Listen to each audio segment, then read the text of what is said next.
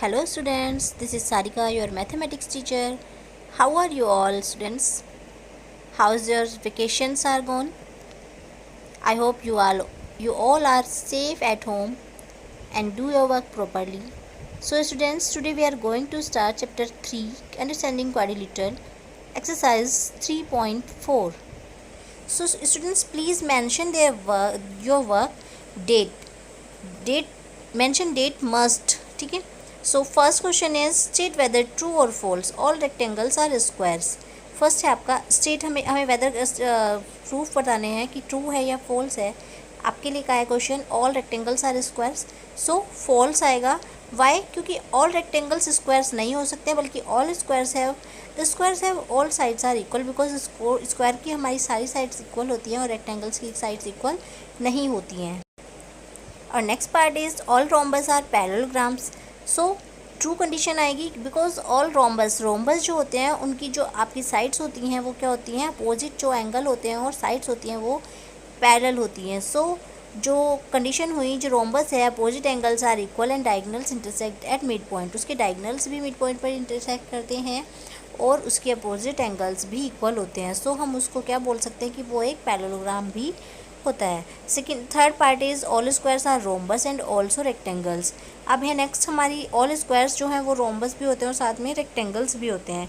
So this condition is also true since squares have the same property of the rhombus but not a rectangle. So वो rhombus की property तो वो follow करते हैं squares, but rectangle की property follow नहीं करते हैं. So all squares are rhombus but not rectangles. Next is all kites are rhombus. False, since all squares have the same property of parallelogram. All squares are not parallelograms.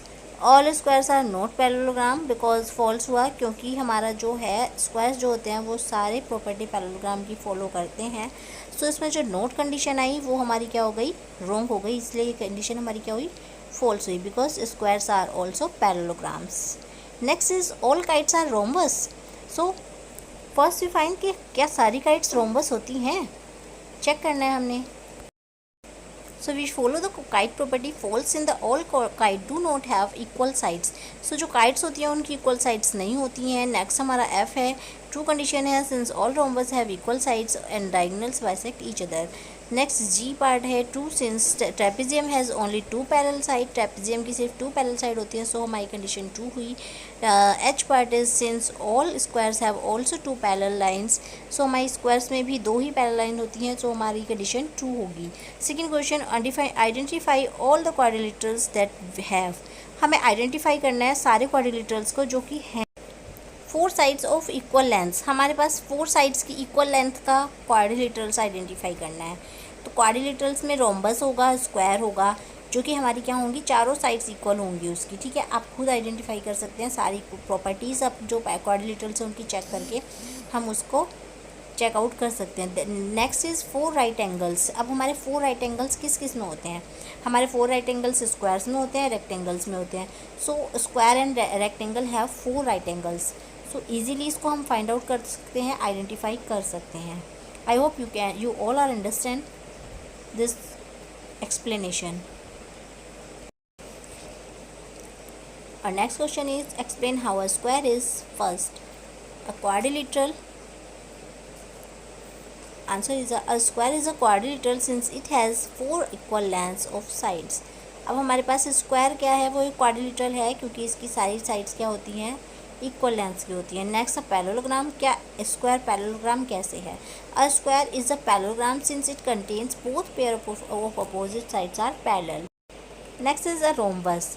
A square is already a rhombus since it has 4 equal sides and diagonals bisect at 90 degree to each other. Square जो है वो एक rhombus भी होता है और साथ में कैसे, क्योंकि उसकी सारी साइड्स इक्वल होती हैं और साथ में जो डायगोनल्स होता है वो 90 डिग्री पर एक दूसरे को बाइसेक्ट करता है. Next is a rectangle. A square is a parallelogram since having each adjacent angles right angle and opposite sides are equal. So square is also a rectangle. So जो हमारे स्क्वायर है वो हमारा क्वाड्रिलेटरल भी है, parallelogram भी है, rhombus भी है एंड रेक्टेंगल भी है. So students, I hope you can understand. Next question is question number 4. Name the quadrilateral whose diagonals bisect each other. एक क्वाड्रिलेटरल उसका नाम हमें बताना है जिसके डायगोनल्स हमें एक दूसरे को बाइसेक्ट करते हैं. If the diagonals of a quadrilateral bisect each other than it is a rhombus, parallelogram, rectangle और स्क्वायर. ठीक है, ये 4 टाइप के डायगोनल्स होंगे जिनके क्वाड्रिलेटरल्स जो 4 टाइप के क्वाड्रिलेटरल्स हैं जिनके डायगोनल्स आपके क्या होते हैं, बाइसेक्ट होते हैं ईच अदर्स, एक दूसरे से. नेक्स्ट है आर इक्वल. अब क्वाड्रिलेटरल जिनके डायगोनल्स इक्वल होते हैं वो कौन से हैं? If diagonals are equal then it is a square और रेक्टेंगल. स्क्वायर और रेक्टेंगल्स के डायगोनल्स क्या होते हैं? इक्वल होते हैं. सो अगर आपके डायगोनल्स इक्वल हो रहे हैं किसी क्वाड्रिलेटरल के, सो वो एक स्क्वायर भी हो सकता है और रेक्टेंगल भी हो सकता है. तो I hope students you all are understand these questions and these explanations. Our next question is question number 5. Explain why a rectangle is a convex quadrilateral. हमने convex quadrilateral की definition पढ़ी थी. So a rectangle is a convex quadrilateral since its vertex are raised and both of its diagonals lie its interior. क्योंकि इसकी vertex क्या होती हैं, raise रहती हैं, और जो उसके डायगोनल्स हैं वो लाई करते हैं इसके इंटीरियर यानी कि अंदर की साइड. ठीक है, सो हमारे जो रेक्टेंगल है वो एक कॉन्वेक्स क्वाड्रिलेटरल है. Thank you, have a nice day.